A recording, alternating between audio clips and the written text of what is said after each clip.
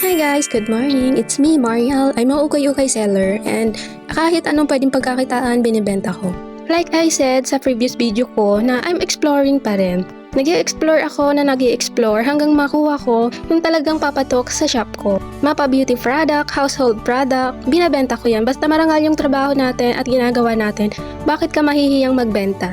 This is one of my favorite live stream. Kapag nagla-live nga ako ng mga dress, nasusold out talaga yan. I'm so very happy kasi marami nang nagtatrust sa shop ko.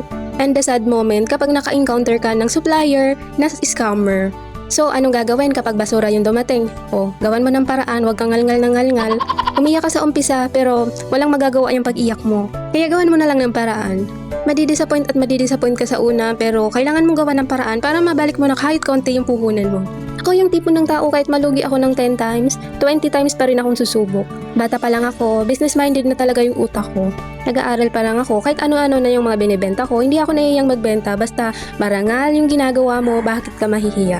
Hindi naman ako pinapabayaan ng asawa ko. Good provider siya pero gusto ko rin yung makatulong at may sariling pera. Sa lahat ng seller na nagsisimula pa lang o matagal ka na pero konti pa lang yung kita, huwag kang mainip sa proseso. Darating din yung araw na magbo-boom tayo. Bilog ang ating mundo, walang imposible.